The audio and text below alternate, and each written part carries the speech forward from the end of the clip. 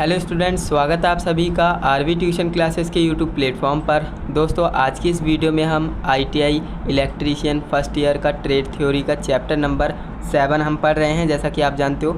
और ये हमारा पार्ट नंबर 7 होने वाला है, यानी इससे पहले कि हमने 6 पार्ट कवर कर लिए हैं। अगर आपने उन सभी वीडियोज़ को नहीं देखा है तो उन वीडियोज़ का लिंक मैं आपको इस वीडियो के डिस्क्रिप्शन में दे दूँगा, वहाँ से जाकर आप प्लेलिस्ट को ओपन करके पढ़ सकते हो। एंड जो स्टूडेंट्स कंटिन्यू वॉच करते हुए आ रहा है सभी वीडियोज़ को एंड अपने नोट्स भी बनाते हुए आ रहा है, वो अच्छा जो है सारी चीज़ों को समझ पा रहा होगा। क्योंकि स्किप करके यानी रैंडमली किसी भी वीडियो को देख करके आपको कुछ समझ में नहीं आएगा। जिस सीक्वेंस में मैं आपको पढ़ा रहा हूँ उस सीक्वेंस में आप पढ़ेंगे तो डेफिनेटली आपको सभी चीज़ें क्लियर होंगी एंड सारी चीज़ें आपको अच्छे से समझ में आएंगी, है ना। तो आज की इस वीडियो में बात करें हम क्या पढ़ने वाले हैं, तो आज की इस वीडियो में हम पढ़ेंगे मैक्सवेल का स्क्रू का नियम और एम्पियर का नियम, है ना, जो कि आपने 10th में पढ़ लिया होगा।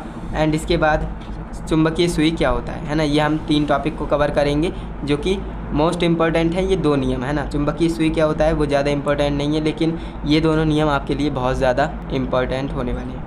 एंड बात करें हमने इससे पहले की वीडियो में क्या सीखा था, तो इससे पहले हमने एक वीडियो लाए थे जिसमें कि मैंने आपको जो है यहाँ पर आपको दिखा देते हैं। प्रीवियस वीडियो में हमने क्या सीखा था, तो हेलिक्स का नियम हमने पढ़ लिया था और एंड का नियम हमने पढ़ लिया था। दोनों को हमने बिल्कुल अच्छे से समझा है, तो आप उस वीडियो को देख सकते हैं। बाकी आज की इस वीडियो में हम पढ़ने वाले हैं मैक्सवेल का स्क्रू का नियम, एम्पियर का नियम और चुंबकीय सुई।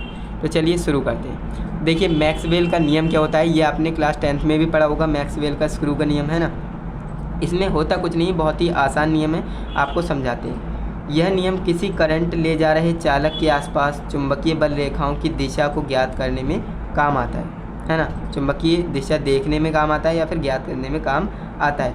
ये इतना नियम आपका हो गया, बहुत ही आसान है। इसमें होता क्या है, इसका प्रयोग क्यों करते हैं हम, इसका उपयोग क्यों करते हैं। यह नियम किसी करंट ले जा रहे चालक के आसपास जो चुंबकीय बल रेखाएँ होंगी ना, उनकी दिशा को देखने या ज्ञात करने के काम आता है। अब इसको एग्जाम्पल से समझते हैं। जैसे मान लीजिए एक दाएं हाथ कसने वाली चूड़ी वाला कॉर्क स्क्रू लो। आपके पास कोई स्क्रू होगा, है ना। स्क्रू कैसे होता है मैं यहाँ पर आपको बना देता हूँ। स्क्रू का मतलब होता है पेंच, है ना। ये इस तरह से पेंच होता है ना, ये प्लस या माइनस जो भी है, इस तरह से आपका एक पेंच होता है। तो पेंच को आपको करना क्या है, उस पेंच को लेना है एंड अब आपको करना क्या है, कल्पना करना है कि नोक करंट की दिशा है। मान लीजिए ये नोक जो है ये करंट की दिशा है, यानी आई, है ना। करंट की दिशा को बताने का काम कर रहा है और कसने पर स्क्रू की दिशा चुंबकीय क्षेत्र की दिशा ज्ञात कर रहा है। यानी कि जो मैंने आपको दिशा का नियम बताया था ना, यानी डायरेक्शन का नियम जो मैंने आपको बताया था, दाएं हाथ का नियम बताया था, उसमें क्या था, आपको जो है इस तरह से कंडक्टर आपको मिलेगा। उसमें आपको एज्यूम करना है कि करंट यहाँ से यहाँ या फिर यहाँ से यहाँ फ्लो हो रहा है। एंड फिर आपको करना क्या है, करंट की डायरेक्शन में आपको अंगूठा रखना होता है। फिर आपकी जो उंगलियां हैं वो आपकी जो मैग्नेटिक फील्ड होती है उसे बताती हैं, यानी चुंबकीय क्षेत्र की दिशा बताती हैं। वैसा ही ये है, ज़्यादा चेंजेस नहीं है। बस इसमें है क्या, इसमें आपको एक पेंच लेना है, पेंच यानी स्क्रू लेना है। और स्क्रू कौन सा लेना है, यहाँ पर मैंने बताया है एक दाएँ हाथ कसने वाली, है ना, एक दाएं हाथ कसने वाली जो चूड़ी वाला कॉर्क स्क्रू होता है वो आपको लेना है। फिर आपको कल्पना करनी है कि उसकी नोक क्या है, करंट की दिशा बता रही है। ऐसे में होगा क्या, उस पेंच को जब आप कसेंगे तो उस पेंच को जब आप इस तरह से कसेंगे, मान लीजिए हमारे पास पेंचकस है ना, ये हमारे पास पेंचकस है यानी स्क्रू ड्राइवर है। इस तरह से मैं कस रहा हूँ, इस तरह से मैं कस रहा हूँ, तो ऐसे में अंगूठा क्या कर रहा है, यानी जो हमारी नोक होगी पेंचकस स्क्रू की पेंच होगी, पेंच का जो नोक होगी वो हमारा करंट की दिशा बताएगी। और जो हमारी ये उंगलियां हैं, उंगलियां हमारी क्या बता रही हैं, करंट की जो आपकी चुंबकीय रेखाएं हैं उनकी दिशा बता रही हैं। अगर मान लीजिए मैं इस तरह से कस रहा हूँ पेंच, है ना, तो हमारा वो क्या होगा, इस तरह से कसा ही जाता है, इस तरह से तो खुलेगा। लेकिन यहाँ पर कसने की बात हो रही है, देखिए कसने के लिए, है ना। इस तरह से आप कसेंगे तो यहाँ पर मेरी जो उंगलियाँ हैं वो इस तरह से हो रही हैं ना, तो इस तरह से आपकी क्या होगी, चुंबकीय क्षेत्र रेखाएँ होंगी। तो काफ़ी आसान है समझना, आप समझ भी गए होंगे इसे। आप प्रैक्टिकल करके देखिएगा, काफ़ी मज़ेदार ये चीज़ है। एंड इससे जो है आप किसी भी चुंबकीय रेखाओं की दिशा ज्ञात कर सकते हो। काफ़ी आसान है मैक्सवेल का स्क्रू का नियम, एंड आप समझ गए होंगे। एंड इसके बाद हम बात करें एम्पियर का नियम। एम्पियर का नियम क्या होता है, तो ये कक्षा 10 और कक्षा 12 दोनों में है, आपने पढ़ा होगा। एक चुंबकीय सुई करंट ले जा रहे चालक। अब देखिए चुंबकीय सुई की बात होगी, तो चलिए सबसे पहले हम चुंबकीय सुई पढ़ लेते हैं, जिससे कि आपको समझ में आ जाए सारी चीज़ें। चुंबकीय सुई क्या होती है इसके बारे में हम पढ़ लेते हैं। यह पत्ती से बना छोटे आकार का स्थायी चुंबक होता है ना। ये क्या होता है, ये पत्ती से बने छोटे आकार का स्थायी चुंबक होता है। इसे तीखी नोकदार धुरी पर स्वतंत्रता पूर्वक से टिका दिया जाता है ना।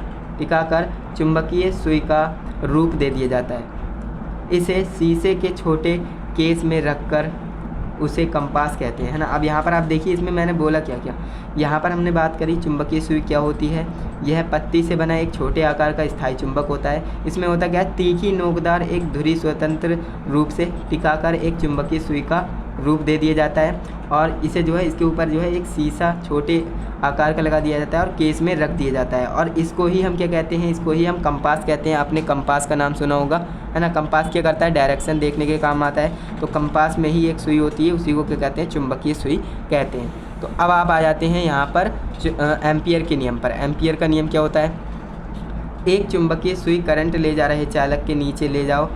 अब आपको करना क्या है, अपने आप चालक के अपना जो हाथ है आपका, उसे आपको ध्यान रखना है।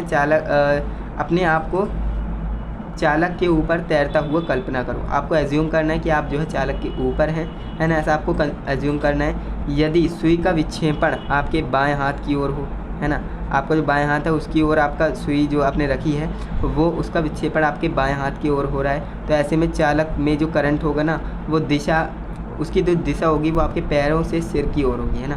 पैर से सिर की ओर होगी। अब यहाँ पर मैं इसे आपको एग्जांपल से समझाता हूँ, तब आपको अच्छे से समझ में आएगा।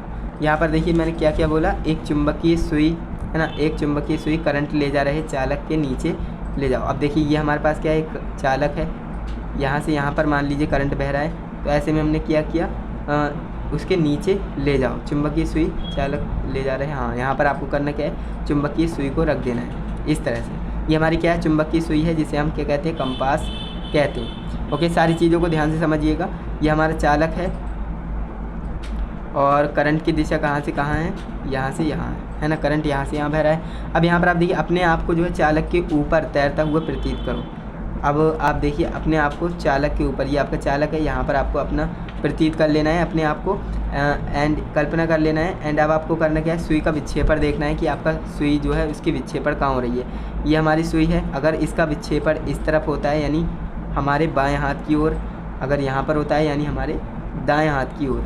अगर बाएं हाथ की ओर विक्षेपण हो रहा है तो ऐसे में जो है चालक में करंट की दिशा पैरों से सिर की ओर होगी, यानी पैरों से सिर की ओर। जो करंट की दिशा है वो पैरों से सिर की ओर। अब मान लीजिए आपने इस तरह से अपने आप को एज्यूम किया था, ये आपका सर हो गया, ये आपके पैर हो गए, तो यहाँ से यहाँ आपका जो है करंट की दिशा होगी। तो इस तरह से आप समझ सकते हो, ये जो है पूरी प्रैक्टिकल आप इसे समझ सकते हो, प्रैक्टिकल नॉलेज पर डिपेंड करता है ये।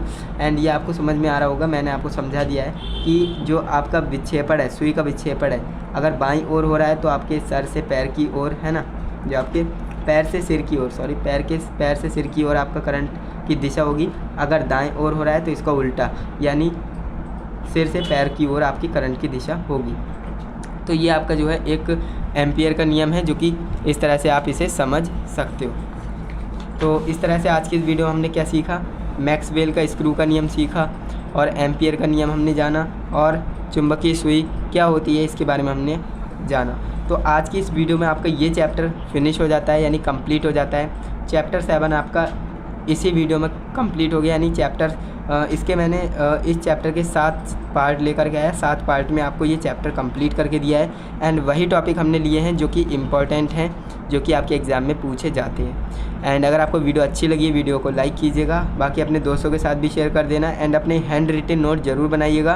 टेलीग्राम पर मैंने PDF दे दी है। ये आपका चैप्टर कंप्लीट हो गया है, अब आप इसके नोट्स बना सकते हो। पहले आपको चैप्टर को पढ़ना चाहिए, समझना चाहिए, उसका कॉन्सेप्ट आपको अच्छे से पढ़ना है, एंड इसके बाद ही आपको अपने नोट्स बनाने हैं।